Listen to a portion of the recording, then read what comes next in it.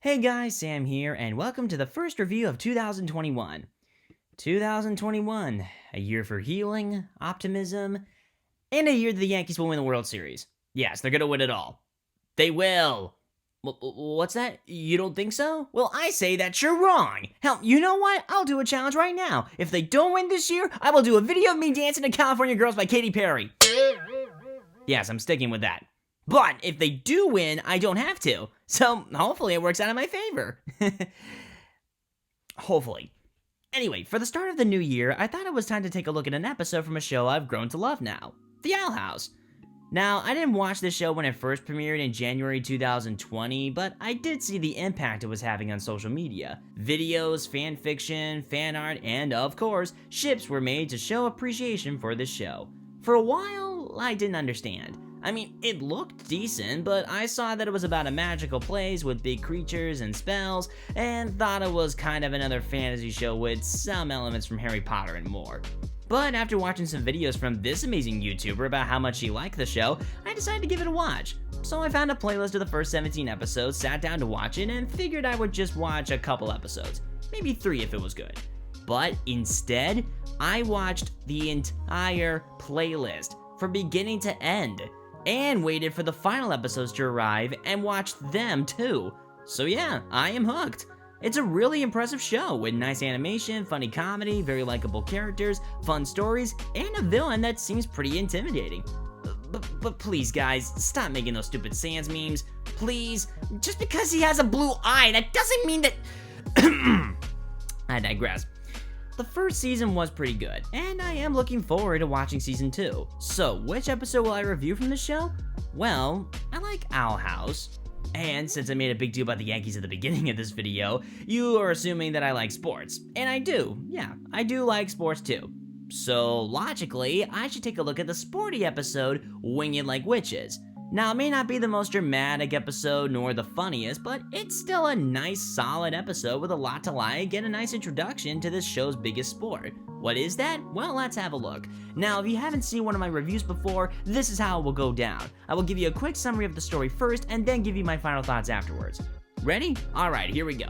So we start off with Basha, one of Amity's old friends, preparing herself for the start of Grudge Bee season at Hexside. What is Grudge Bee? Well, think of it as a combination of soccer, Quidditch, and handball. Yeah, just like that. We find out that Basha is the captain of the Hexside Grudge Bee team, and she expects the entire school to admire and adore her, or in her own words, grovel at her feet, just like how some of the people in town did. But they don't. Instead, they're more interested in Willow's plant magic. Yeah, it turns out she's doing much better now. She's become more confident in herself, and she and Amity have made up and become friends again. Unfortunately, Basha gets jealous of Willow and decides to be mean to her. Amity spots it right away and calls her out for it. But that doesn't stop her from still being mean to Willow anyway, and when Luce and Gus stand up for her, they get it as well. Frustrated and wanting to fight for Willow's honor, Luce decides to challenge Basha to a Grudge Bee match. If Luce wins, Willow gets left alone. If Luce loses, she, along with her friends, get to be target practice. The problem? Well, there's that, but there's also the fact that Luce and Willow have never played the game before. So, Luce thinks that the best way for them to prepare for the match is by having, what else? A montage. But Luce accidentally pushes Willow and Gus too hard with the training, and they decide to quit. Feeling down, Luce sulks to herself before having a nice heart-to-heart talk with Amity, and we even learn that she used to be the captain of the Grudge Bee team too, until she quit. So Luce, still wanting to protect her friends, decides to be Basha's team's target practice for them.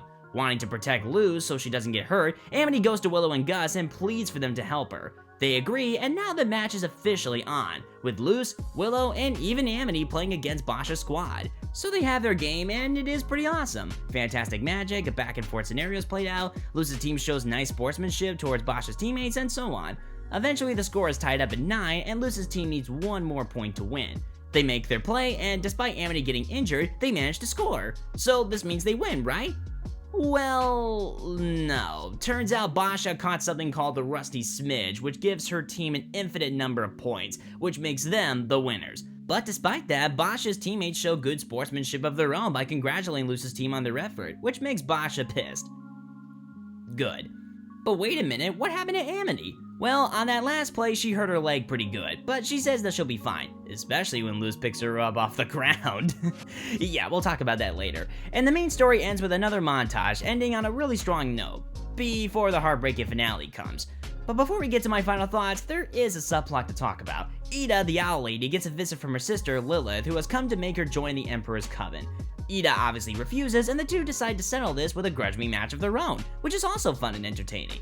In the end, Ida wins the game, but feeling bad that her sister will have to go back to the Emperor empty-handed, she decides to be nice and give Lilith her ring. Lilith takes it and vows to come back to finish the job, which sets up that two-part finale.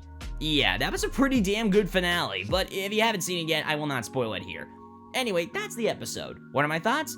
Well, I did find it to be pretty solid, and I didn't really find a whole lot of mistakes here. The animation is pretty good, the voice acting is stellar, and the game, Grudge Me itself, is pretty cool too. I like how it was able to take elements from other popular games, but still managed to be its own fun game. I also like how the rusty smidge is obviously satirizing the golden snitch from Harry Potter's Quidditch, and how they point out its ridiculousness and clear impact on the game itself. That just invalidates all our efforts. If catching that thing is so important, why do anything else? There's no reason to watch any of the other players. That's such a stupid rule! It's like the roughing the passer penalty in the NFL. It is in the rules, but it is also so fucking stupid.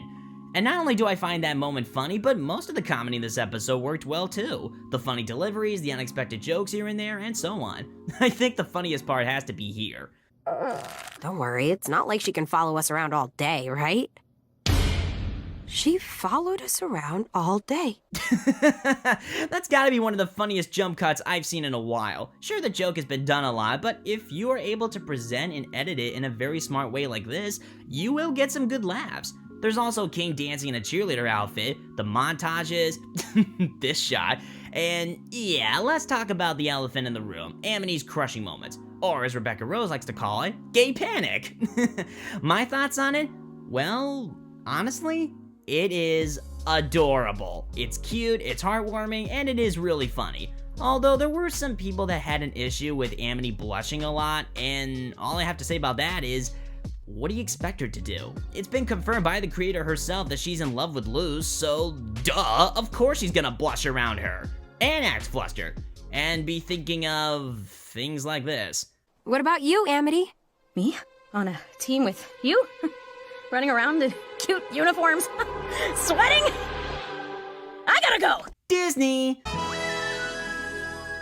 But it isn't just the comedy that makes it all work. There are some good dramatic moments too. They aren't long, but they are effective. We learn more about Amity's past, we learn more about Basha, and we learn more about Ida and Lilith and explore more of their relationship as sisters. That last part I did find to be both funny and intriguing. Of course, it wouldn't be as big as what we would learn about them later on, but it still was cool to know more about them in this episode at the time. I don't really have a lot of major gripes with this episode. In fact, I don't think I have any at all. Some would say it's a filler episode, and yeah, I can see why some could see it that way. But the episode does let us learn more about these characters, gives us a subplot that does create some nice tension before the finale, and it expands more on Luz's relationships with her friends, especially Amity. Those are very important. I'm not gonna say it's absolutely perfect, but it is very, very good. Maybe not as good as other episodes like Understanding Willow and Enchanting Grom Knight, but it is still solid. And I am a fan of sporty episodes too, so that's just the cherry on top of the delicious sundae, which includes some cookie dough, and chocolate chips, and cantaloupe. Nah, I'm just kidding. But you get my point. What's not to like? I actually don't mind him. I mean, he's not great, but he isn't bad either. You don't have to like him, but you also don't have to make super duper long ass videos about stuff like that. Oh, and by the way, Owl House is not a satanic show.